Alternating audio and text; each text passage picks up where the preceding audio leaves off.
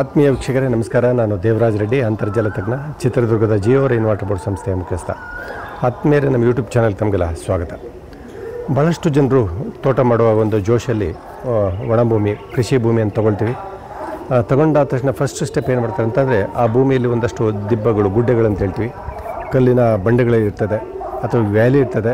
ಇಡೀ ಭೂಮಿಯನ್ನು ಈ ಥರ ಫೋಲ್ಡಿಂಗ್ ಇರ್ತಕ್ಕಂಥ ಭೂಮಿಯನ್ನು ಸಮತಟ್ಟು ಮಾಡತಕ್ಕಂಥ ಒಂದು ಕೆಲಸಕ್ಕೆ ಇಟಾಚಿ, ಡೋಸರು, ಬುಲ್ಡೋಸರ್ಗಳು ತಂದು ಇಡೀ ಭೂಮಿನೆಲ್ಲ ಲ್ಯಾಂಡ್ಸ್ಕೇಪ್ ಮಾಡೋಂಥ ಒಂದು ಕೆಲಸ ಮಾಡಿ, ಆಮೇಲೆ ನಮ್ಮ ಭೂಮಿಯಲ್ಲಿ ನೀರು ಸಿಗ್ತಾಯಿಲ್ಲ, ಮೇಲೆ ಟಾಪ್ ಸಾಯಿಲ್ ಹೋಗಿದೆ, ಕೆರೆ ಮಣ್ಣನ್ನು ಹಾಕಬೇಕು, ಈ ಥರ ನೂರಾರು ವೆರೈಟಿ ಮಾಡಿ 100ಕ್ಕೆ 50% ಜನರು ಕೃಷಿ ಭೂಮಿ ಮೇಲೆ ತೋಟ ಮಾಡುವಾಗ ಇಂಥ ಒಂದು ತಪ್ಪುಗಳು ಮಾಡ್ತಾರೆ. ದಯಮಾಡಿ ನಿಮಗೊಂದು ಎಚ್ಚರಿಕೆ ಅಂತ ಹೇಳಿದ್ರೆ ತಪ್ಪಿಲ್ಲ. ಈ ಥರದ ಅವೈಜ್ಞಾನಿಕವಾಗಿ ಯಾವುದೋ ಜಾಗದಲ್ಲಿ ಕೆರೆ ಮಾಡ್ತೀರಿ, ಅಲ್ಲಿ ಹಳ್ಳ ಬರುತ್ತೆ, ಮುಚ್ಚೋಗುತ್ತೆ, ಈ ಥರ ಕೆಲಸಗಳನ್ನ ಮಾಡಬೇಡಿ. ದಯಮಾಡಿ ಕೃಷಿ ಭೂಮಿ ತಗೊಂಡ ಮೇಲೆ ಆ ಭೂಮಿಗೆ ಏನು ಅವಶ್ಯಕತೆ ಇದೆ ಅಂತ ಒಂದು ಕೆಲಸ ಮಾಡಬೇಕು. ಹಾಗಾಗಿ ಈ ವಿಡಿಯೋದಲ್ಲಿ ಸಾಕಷ್ಟು ನಿಮಗೆ ಮಾಹಿತಿ ಅಂತ ಹೋಗ್ತೀನಿ, ನೋಡ್ತಾ ಹೋಗಿ.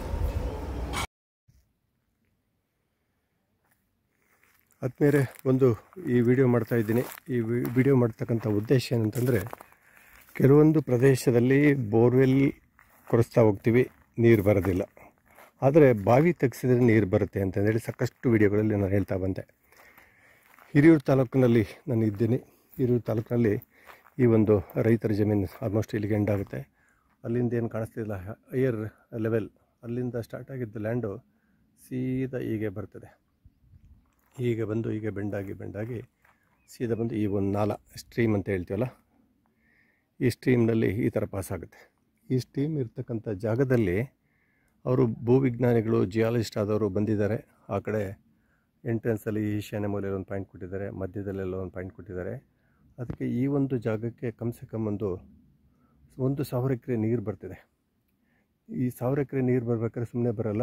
ಬರ್ಬೇಕಾದ್ರೆ ಸಾವಿರಾರು ವರ್ಷಗಳಿಂದ ಈ ಭೂಮಿಯನ್ನು ಏರೋಡ್ ಮಾಡ್ತಾ ಹೋಗ್ತದೆ. ಅಂದರೆ ಮೇಲ್ಮಟ್ಟದ ಮೇಲ್ ಸ್ತರ ಅಂತ ಏನು ಹೇಳ್ತೀವಲ್ಲ, ಆ ಮಣ್ಣನ್ನೆಲ್ಲ ಕಂಪ್ಲೀಟ್ ರಿಮೂವ್ ಮಾಡ್ತಾ ಹೋಗಿದೆ.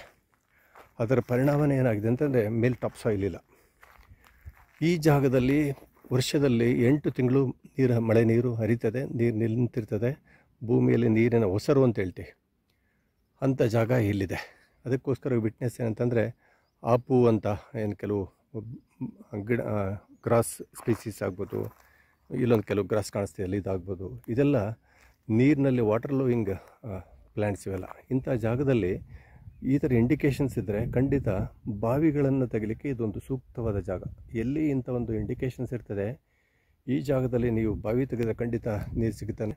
ಅದಕ್ಕೋಸ್ಕರಗೆ ನಾನು ಈ ವಿಡಿಯೋನ ನಿಮಗೆ ಮಾಡಿ ತೋರಿಸ್ತಾ ಇದ್ದೀನಿ. ನಾನು ಈ ಸ್ಥಳದಲ್ಲಿದ್ದೀನಿ. ನೋಡಿ ಎಷ್ಟು ಚೆನ್ನಾಗಿದೆ, ಬ್ಯೂಟಿಫುಲ್ಲಾಗಿ ನಮಗೆ ವಾಟರ್ ಇದೆ, ಬಾವಿ ತೆಗೆದ್ರೆ ನೀರು ಸಿಗುತ್ತೆ ಅನ್ನಲಿಕ್ಕೆ ಇದೆಲ್ಲ ಒಂದು ಇಂಡಿಕೇಷನು. ಇಂಥ ಸ್ಥಳಗಳು ನಿಮ್ಮಲ್ಲೆಲ್ಲಾದರೂ ಸಿಕ್ಕರೆ ಖಂಡಿತ ನೀವು ಬಾವಿಯನ್ನು ತೆಗೆಯೋಂಥ ಒಂದು ಪ್ರಯತ್ನ ಮಾಡಿ. ಈ ಥರ ಸ್ಪೀಸೀಸ್ ಇರಬೇಕು, ಹುಲ್ಲಿನ ಇಂಥದ್ದೆಲ್ಲ ಇದ್ದರೆ ಖಂಡಿತ ನಿಮಗೆ ಅಂತರ್ಜಲ ಸಿಗುವಂಥ ಒಂದು ನಿಕ್ಷೇಪಗಳಿರ್ತದೆ. ಅಂತರ್ಜಲ ಅಂತಂದರೆ ಬಾವಿ, ಶಾಲೋ ವಾಟರ್ ಅಂತ ಹೇಳ್ತೀನಲ್ಲ, ಅದ್ರ ಬಗ್ಗೆ. ಇಲ್ಲಿ ನಿಮಗೆ ಕಾಣಿಸ್ತಾ ಇದೆಯಲ್ಲ, ಈ ಥರ ಒಂದು ಕುರುಹುಗಳು ನಿಮಗೆಲ್ಲಾದರೂ ಗೊತ್ತಾದರೆ, ನಿಮ್ಮ ಪ್ರಾಪರ್ಟಿಯಲ್ಲಿ ಈ ಥರ ಇದ್ದರೆ ಖಂಡಿತ ನೀವು ಬಾವಿಗಳನ್ನು ತೆಗೆದು ಬಾವಿ ಮುಖಾಂತರ ಕೃಷಿಯನ್ನು ಮಾಡಲಿಕ್ಕೆ ಸೂಕ್ತವಾದ ಜಾಗ ಅನ್ನಲಿಕ್ಕೆ ಈ ಒಂದು ವಿಡಿಯೋ ಕಾಣಿಸ್ತಾ ಇದೆಯಲ್ಲ. ಇಷ್ಟು ಜಾಗ ಇದೆ. ಇವರ ಒಂದು 20 ಎಕರೆ ಜಾಗದಲ್ಲಿ ಆಲ್ಮೋಸ್ಟ್ 2 ಎಕರೆ ಜಾಗ ಪೂರ್ತಿ ಮಾರ್ಷಿ ಲ್ಯಾಂಡ್ ಅಂತ ಹೇಳ್ತೀವಿ, ಜೌಗು ಭೂಮಿ ಅಂತ ಒಂದು. ನೋಡಿ, ಇದೆಲ್ಲ ಕಂಪ್ಲೀಟ್ ಈ ಹುಲ್ಲೆ ಎಳಿಸ್ತಾ ಇದೆ, ಇಂಡಿಕೇಷನ್ ಎಲ್ಲ ನೀರು ಬಂದಿದೆ. ಅವ್ರು ಹೇಳ್ತಾರೆ ಡಿಸೆಂಬರ್ ತಿಂಗಳಲ್ಲಿ ಬಂದರೆ ಸರ್ ಜಮೀನಲ್ಲಿ ನಡ್ಕೊಂಡು ಓಡೋಕ್ಕಾಗ್ತಿಲ್ಲ ಅಂತ. ಅಂದರೆ ಇದೆಲ್ಲ ಅಷ್ಟು ಪರ್ಫೆಕ್ಟ್ ಇಂಡಿಕೇಟ್ ಮಾಡ್ತಾಯಿದೆ. ಇಂಥ ಸ್ಥಳದಲ್ಲಿ ನಾವು ಬಾವಿಗಳನ್ನು ತೆಗೆದ್ರೆ ಸಾಕಷ್ಟು ನೀರು ಕೊಡುವಂಥ ಜಲದ ಬುಗ್ಗೆಗಳೇ ಇಲ್ಲಿ ಸಿಗ್ಲಿಕ್ಕೆ ಸಾಧ್ಯ. ಮತ್ತು ವರ್ಷಪೂರ್ತಿ ನೀರು ಕೊಡುವಂಥ ಜಾಗಗಳು. ಮತ್ತು ಹಿರಿಯೂರು ತಾಲೂಕಿನಲ್ಲಿ ಸಾಕಷ್ಟು ಜಾಗ ಸ್ವಲ್ಪ sheet rock, hard rock terrain ಆಗಿರೋದ್ರಿಂದ ಈ ಥರ ಪ್ರದೇಶಗಳಲ್ಲಿ ನಾವು ಬಾವಿಗಳನ್ನು ತೆಗೆದು ಬಾವಿಯಿಂದಲೇ ಕೃಷಿ ಮಾಡ್ಬೋದು. ಬಾವಿಯಲ್ಲಿ ಬರುವಂಥ ನೀರು ಸಿಹಿ ನೀರು, ಇದರೊಳಗೆ ಫ್ಲೋರೈಡ್ ಅಂಶ ಇರೋದಿಲ್ಲ, ಆರ್ಸೆನಿಕ್ ಇರೋಲ್ಲ, ಹಾರ್ಡ್ನೆಸ್ ಇರೋಲ್ಲ. ಶುದ್ಧವಾದ ನೀರಲ್ಲಿ ಕೃಷಿ ಮಾಡಲಿಕ್ಕೆ ಇದೊಂದು ಮಾರ್ಗ. ಪ್ರತಿಯೊಬ್ಬ ರೈತರು ನಿಮ್ಮ ಊರುಗಳಲ್ಲಿ, ನಿಮ್ಮ ಜಮೀನುಗಳಲ್ಲಿ ಈ ಥರದ ಸನ್ನಿವೇಶಗಳಿದ್ದರೆ ಬಾವಿಯಿಂದ ನೀರು ತೆಗೆದು ಕೃಷಿಯನ್ನು ಮಾಡಲಿಕ್ಕೆ ಒಂದು ಉತ್ತಮವಾದ ಜಾಗ ಅಂತ ಹೇಳ್ತೀನಿ. ಮತ್ತು ನೋಡಿ, ಪಕ್ಕದಲ್ಲಿ ಒಂದು ಪ್ರಾಪರ್ಟಿ ತೋರಿಸ್ತೀನಿ. ಅವರು ಎತ್ತರ ಜಾಗದಲ್ಲಿದ್ದಾರೆ, ನೈಬರ್ ಅವರು. ಸಾಕಷ್ಟು ತೆಂಗಿನ ಮರಗಳು, ಟೀಕು ಪ್ಲಾಂಟೇಷನ್ ನೋಡ್ತಾಯಿದ್ರೆ ಅದು ಸುಮಾರು 20 ವರ್ಷದ್ದು. ಸಾಕಷ್ಟು ಬೋರ್ವೆಲ್ಗಳ ವಿಫಲ ಆಗಿ ಕೃಷಿಯಲ್ಲಿ ಹಿನ್ನಡೆನ ನೀವು ಕಾಣಿಸ್ತಾ ಇದ್ದೀರಿ.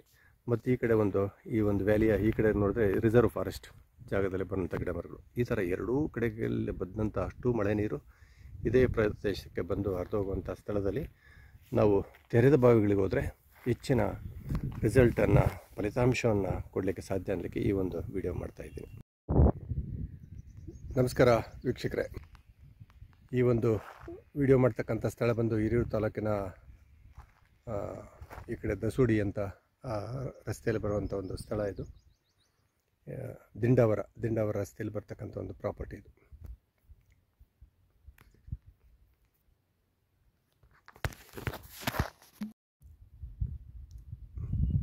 ನಮಸ್ಕಾರ ವೀಕ್ಷಕರೇ, ನಾನು ದೇವರಾಜ್ ರೆಡ್ಡಿ, ಅಂತರ್ಜಲ ತಜ್ಞ. ಈ ಒಂದು ಜಾಗ ಹಿರಿಯೂರು ತಾಲೂಕು ದಿಂಡಾವರ ರಸ್ತೆಯಲ್ಲಿ ಬರ್ತಕ್ಕಂಥದ್ದು. ಇಲ್ಲೊಬ್ಬರು ಬೆಂಗಳೂರಿನಿಂದ ಬಂದು ಇದೊಂದು ಪ್ರಾಪರ್ಟಿ ತಗೊಂಡಿದ್ದಾರೆ. ಈ ಪ್ರಾಪರ್ಟಿ ಈ ಥರ ಇರ್ತದೆ. ಸಾಕಷ್ಟು ಶ್ರಬ್ಸ್ ಅಂತ ಹೇಳ್ತೀವಿ, ಸಣ್ಣ ಸಣ್ಣ ಕುರುಚಿರು ಗಿಡಗಳು, ಜಂಗಲು ಇರ್ತಕ್ಕಂಥ ಒಂದು ಪ್ರದೇಶ. ಸುಮಾರು ವರ್ಷ ಬೀಳು ಬಿದ್ದಿದೆ. ಮೊದಲೊಂದು 20 ವರ್ಷದಿಂದ ಕೃಷಿ ಮಾಡಿದ್ದಾರೆ. ಅಲ್ಲಿ ನೀರು ಕೊರತೆ ಆಗಿದೆ, ಕೃಷಿ ಕೈ ಬಿಟ್ಟಿದ್ದಾರೆ. ಮತ್ತು ಈಗ 3ನೇ ವ್ಯಕ್ತಿಗಳು ತಗೊಂಡಾದಮೇಲೆ ಈ ಥರ ಇರ್ತಕ್ಕಂಥ ಗಿಡಮರಗಳನ್ನೆಲ್ಲ ಕಂಪ್ಲೀಟ್ ರಿಮೂವ್ ಮಾಡಿ ಈ ಒಂದು ಜಾಗದಲ್ಲಿ ಹೈಟೆಕ್ ಆಗಿ ಒಂದು ಫೆನ್ಸಿಂಗ್ ಬರುತ್ತೆ, ಒಂದು ಮನೆ ಕಟ್ಕೊತೀವಿ, ರಸ್ತೆ ಮಾಡ್ಕೊತೀವಿ, ಇಲ್ಲೊಂದು ಕೃಷಿ ಹೊಂಡ ಅಂತಂದರೆ ಮಾಡ್ಕೊತೀವಿ, ಬೋರ್ಗಳು ಹಾಕ್ಸ್ತೀವಿ, ಇಂಥವೆಲ್ಲ ಪ್ರಯತ್ನಗಳು ಮಾಡ್ತಾ ಹೋಗ್ತೀವಿ. ಈ ಟೆರೇನ್ ನಿಮಗೆ ನೋಡಿದ್ರೆ ಏನು ಅನ್ನಿಸ್ತಾ ಇದೆ ಗೊತ್ತಾ? ನೋಡಿ, ಸುತ್ತಲೂ ನೋಡಿ ಯಾವ ಥರ ಇದೆ ಪ್ರದೇಶ.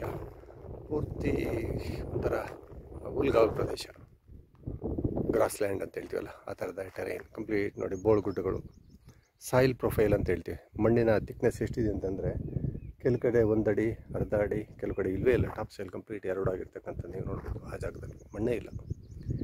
ಇಂಥ ಪ್ರದೇಶಗಳಲ್ಲಿ ನಾವು ಕೃಷಿ ಮಾಡಬೇಕು ಅನ್ನೋ ಒಂದು ನಿಟ್ಟಿನಲ್ಲಿ ಇನ್ವೆಸ್ಟ್ಮೆಂಟ್ ಎಲ್ಲ ಮಾಡ್ತೀವಿ. ಲಕ್ಷಗಟ್ಟಲೆ, ಕೋಟಿಗಟ್ಟಲೆ ಇನ್ವೆಸ್ಟ್ಮೆಂಟ್ ಮಾಡಿ, ಫೆನ್ಸಿಂಗ್ ಮಾಡಿ, ಅಂದ ಚಂದದ ಡೆಕೋರೇಷನ್ ಮಾಡಿ, ಬೋರ್ವೆಲ್ ಕೊರೆಸಿ, ನೀರನ್ನ ಇದನ್ನ ಬಗ್ಗೆ ನಾವು ಫೈಟ್ ಮಾಡ್ತಕ್ಕಂಥದ್ದು. ಬೋರ್ವೆಲ್ ಕೊರೆಸ್ತೀವಿ, ಸಾವರ್ಡಿ ಹೋಗ್ತೀವಿ, ಇನ್ನೂ ಆಳ ಹೋಗ್ತೀವಿ, ನೀರು ಬರಲ್ಲ. ಮತ್ತು ಕೊನೆಗೆ ಅದನ್ನು ಯಾರೋ ಹೈಡ್ರೋಫ್ಯಾಕ್ಚರಿ ಮಾಡಿ ಅಂತಾರೆ. ಈ ಥರ ಏನೆಲ್ಲ ತಂತ್ರಗಾರಿಕೆ ಮಾಡ್ತೀವಿ. ಈ ಭೂಮಿಯಲ್ಲಿ ಬಿದ್ದು ಹರಿದೋಗ್ತಕ್ಕಂಥ ಮಳೆ ನೀರನ್ನ ನಾವು ಕನ್ಸರ್ವ್ ಮಾಡ್ತಕ್ಕಂಥ ಇದರಲ್ಲಿ ನಾವು ತಪ್ಪುಗಳು ಮಾಡ್ತಾ ಇರ್ತೀವಿ. ಎಷ್ಟು ನೀರು ಹರಿದೋಗುತ್ತೆ, ಟಾಪ್ ಸಾಯಿಲ್ ಇಲ್ಲ ಅಂದರೆ ಎಲ್ಲ ಅಸಿಡಿಕ್ ಸಾಯಿಲ್ ಆಗ್ತಾ ಹೋಗ್ತದೆ. ಇಂಥ ಸಂದರ್ಭದಲ್ಲಿ ನಾವು ಎಚ್ಚರಿಕೆಯ ವಿಷಯಗಳು ಏನಂತಂದರೆ, ತುಂಬ ವೆಲ್ ಪ್ಲ್ಯಾನ್ಡ್ ಆಗಿ ನಾವು ಕೃಷಿ ಮಾಡದೇ ಇರೋದು ಒಂದು ತಪ್ಪು ಅಂತ ಹೇಳಕ್ಕೆ ಇಷ್ಟಪಡ್ತೀನಿ. ಇಲ್ಲಿ ಒಂದು ಸ್ಥಳ ನೋಡ್ತಾ ಇದ್ದೀರಿ. ಇದು ಕಳಸ ಅಂತ, ಚಿಕ್ಕಮಗಳೂರು ಜಿಲ್ಲೆಯ ಕಳಸದಲ್ಲಿ ಒಂದು ದೊಡ್ಡ ಎಸ್ಟೇಟ್. ಸುಮಾರು ಒಂದು 300 ಎಕರೆಗೂ ವಿಸ್ತೀರ್ಣವಾದಂಥ ಒಂದು ದೊಡ್ಡ ಎಸ್ಟೇಟ್. ಇವರು ತುಂಬ ಲ್ಯಾಂಡ್ ಸ್ಲೈಡ್ ಆಗಿದೆ. ಇಲ್ಲಿ ಕಾಣಿಸ್ತಾ ಇದೆಯಲ್ಲ, ತುಂಬ ಭೂಮಿನೇ ಮೇಲೆ ಪದರವೇ ಇಲ್ಲ. ಇಂತಹ ಜಾಗದಲ್ಲಿ ನಾವು ಟ್ರೆಡಿಷನಲಿ ನೂರಾರು ವರ್ಷಗಳಿಂದ ಇದ್ದಂಥ ಗಿಡ ಮರಗಳನ್ನೆಲ್ಲ ತೆಗೆದು ಆ ಜಾಗದಲ್ಲಿ ನಾವು ಕೃಷಿ ಮಾಡ್ತೀವಿ ಅನ್ನೋ ನೆಪದಲ್ಲಿ ಮೇಲ್ಮಟ್ಟದ ಸಾಯಿಲ್ನೆಲ್ಲ ತೆಗೆದ ಪರಿಣಾಮ ಏನಂತಂದರೆ ದೊಡ್ಡ ದುರಂತಗಳಾಗ್ತದೆ. ಇವರು ಕೆಲವೊಂದು ಜಾಗದಲ್ಲಿ ಕೆರೆ ಮಾಡಲಿಕ್ಕೆ ಹೋಗಿದ್ದಾರೆ. ಪಕ್ಕದಲ್ಲೇ ಫಾರೆಸ್ಟ್ ಇದೆ, ಸ್ಲೈಡ್ ಆಗ್ತಾ ಇದೆ. ಕಾಣಿಸ್ತಾ ಇದೆಯಲ್ಲ ನಿಮಗೆ? ಸ್ಲೈಡ್ ಯಾವ ಥರ ಅಂತಂದರೆ ಅರ್ಧ ಕೆರೆನೇ ಮುಚ್ಚುವ ಹಂತಕ್ಕೆ ಬಂದಿದೆ, ನೀರು ನಿಲ್ತಾ ಇಲ್ಲ. ಇಂತಹ ಸ್ಥಳದಲ್ಲಿ ನಾವು ಕೆಲವು ಜಿಯೋ ಮೆಂಬ್ರೇನ್ ಟ್ಯಾಂಕ್ ಅಂತ ಹೇಳ್ತೀವಿ, ಅಂತಹ ನಮ್ಮ ಟೆಕ್ನಾಲಜಿಗಳು ಫಲಪ್ರದ ಆಗೋದಿಲ್ಲ. ಯಾವುದೇ ಕೆರೆಯನ್ನು ಮಾಡುವಾಗ ಸುಮಾರು ನಾನು ಚಿಕ್ಕಮಗಳೂರು ಬೇರೆ ಬೇರೆ ಭಾಗದಲ್ಲಿ ಗಮನಿಸುವಾಗ ಸಾಕಷ್ಟು ಚಾಲೆಂಜಸ್ನ ನೋಡ್ತಾ ಇರ್ತೀನಿ. ಅನ್ಸೈಂಟಿಫಿಕ್ ಆಗಿ ನಾವು ಆ ಜಾಗಕ್ಕೆ ಸೂಕ್ತವಾದಂಥ ರಚನೆಗಳನ್ನ ಡಿಸೈನ್ ಮಾಡದೆ ಹೋದರೆ ಖಂಡಿತ ನಮಗೆ ಭೂಮಿಗೆ ತೊಂದರೆನೂ ಕೊಡುತ್ತೆ, ಏನು ಬೇಕಾದ್ರೂ ಡ್ಯಾಮೇಜಸ್ ಆಗ್ಬೋದು. ಹಾಗಾಗಿ ನಾನು ಕೃಷಿ ಮಾಡುವ ಮುನ್ನ ಭಾಳಷ್ಟು ಎಚ್ಚರಿಕೆ ಅನ್ನೋ ಒಂದು ಪದವನ್ನು ರಿಪೀಟ್ ಮಾಡ್ತಾಯಿದ್ದೀನಿ. ನಾವು ಒಬ್ಬರು ಮಾಡಿರೋ ತಪ್ಪನ್ನ ಇನ್ನೊಬ್ಬರು ರಿಪೀಟ್ ಮಾಡಬಾರ್ದು. ಕೆಲವೊಂದು ಕಡೆ ಕೆರೆಗಳು ಮಾಡುವಂಥ ಹಂತಕ್ಕೆ ಹೋಗ್ತಾರೆ. ಕೆರೆಗಳನ್ನ ಈ ಥರ ವೆಹಿಕಲ್ಸ್ ಎಲ್ಲ ತಗೊಂಡು ಕೆರೆ ಮಾಡುವಂಥ ಕೆಲಸ ಮಾಡ್ತಾಯಿದ್ದೀವಿ. ಈ ಥರ ಕೆಲಸ ಮಾಡುವಾಗ ನಮಗೆ ಎಷ್ಟು ವಿಸ್ತೀರ್ಣವಾದ ಕೆರೆ ಮಾಡ್ತೀವಿ, ಎಷ್ಟು ಲಕ್ಷ ಲೀಟರ್ ಬೇಕು ಅನ್ನೋದು ಪ್ಲ್ಯಾನ್ ಬೇಕು. ಇದಕ್ಕೆ ನಾನೇ ಸಹ ಪ್ಲ್ಯಾನ್ ಕೊಟ್ಟಿದ್ದು. ಇದು ಸುಮಾರು 1 ಕೋಟಿ ಲೀಟರ್ ಕೆಪಾಸಿಟಿಯ ಒಂದು ಕೆರೆ. 1 ಕೋಟಿ 1 ಎಕರೆ ಜಾಗದಲ್ಲಿ ಈ ಕೆರೆ ಇದೆ. ಈ ಥರ ಒಂದು ಪ್ಲ್ಯಾನ್ಡ್ ಆಗಿ ಕೆರೆಗಳು ಮಾಡಿಕೊಂಡ್ರೆ ನಮಗೆ ಜಾಗನೂ ವೇಸ್ಟ್ ಆಗಲ್ಲ, ಅಡಿಕೆ ತೋಟಕ್ಕೂ ತೊಂದರೆ ಆಗಲ್ಲ. ನೋಡಿ, ಈ ಜಾಗದಲ್ಲಿ ಕಲ್ಲು ಬಂಡೆ ಬಂದುಬಿಟ್ಟಿದೆ. ಕಲ್ಲು ಬಂಡೆ ಬಂದಿದೆ. ಇವರು 30 ಅಡಿ ಕೆರೆ ಮಾಡ್ತೀವಿ ಅಂತ ಹೋಗಿದ್ದಾರೆ. ನೋಡಿ, ಕಲ್ಲುಗಳು ಕಾಣಿಸ್ತಾ ಇದೆಯಲ್ಲ, ಇವರೊಟ್ಟು ಕೆರೆ ಮಾಡಬೇಕು, ಇಟಾಚಿ ಕೆಲಸ ಮಾಡ್ತಾರೆ ನೋಡಿ. ಮೇಲೆ ಒಂದು 5 ಅಡಿ ಮಾತ್ರ ಮಣ್ಣಿದೆ, ಕೆಳಗಡೆಲ್ಲ ಶಿಲೆಗಲ್ಲಿದೆ, ಬಂಡೆ ಇದೆ. ಇಂಥ ಜಾಗದಲ್ಲಿ ಕೆರೆ ಮಾಡಲಿಕ್ಕೆ ಬರಲ್ಲ. ಅದಕ್ಕೆ ಭೂಜ್ಞಾನಿಗಳ ಸಲಹೆ ತಗೊಳ್ಳಿ, ಯಾವುದೋ ಇದ್ರ ಬಗ್ಗೆ ಪರಿಣಿತರ ಅಡ್ವೈಸ್ ತೊಗೊಂಡು ಕೆರೆಗಳನ್ನು ಮಾಡಿ. ಅದರ್ವೈಸ್ ನಿಮಗೆ ತುಂಬ ತೊಂದರೆಗಳನ್ನ ನೀವು ಫೇಸ್ ಮಾಡ್ತಾ ಹೋಗ್ತೀರಿ ಅನ್ನೋದಕ್ಕೆ ಈ ವಿಡಿಯೋಗಳನ್ನ ನಿಮಗೋಸ್ಕರ ಮಾಡ್ತಾ ಇರೋದು. ನೋಡಿ, ಕೆಲವೊಂದು ಕೆರೆ ಮಾಡುವಾಗ ನಾನು ಇವಾಗ ಫಿನಿಶಿಂಗ್ ಈ ಥರ ಇರಬೇಕು, ಇಷ್ಟು 45 ಡಿಗ್ರಿ ಸ್ಲೋಪ್ ಇರಬೇಕು, ಇಷ್ಟು ಮರದಟ್ಟು ಮಾಡಿ ಕೆಲವೊಂದು ಟಿಪ್ಸ್ ಕೊಡ್ತೀನಿ. ಹಾಗಾಗಿ ಕೃಷಿ ಭೂಮಿ ತಗೊಂಡು ತೋಟ ಮಾಡುವಾಗ ಮುನ್ನ ಸಾಕಷ್ಟು ಎಲ್ಲಿ ಸೂಕ್ತವಾದ ಜಾಗದಲ್ಲಿದೆ ಅದಕ್ಕೆ ತಕ್ಕಂತೆ ನೀವು ಪ್ಲಾನ್ ಮಾಡಿದ್ರೆ ತುಂಬ ಒಳ್ಳೆಯದಾಗುತ್ತೆ.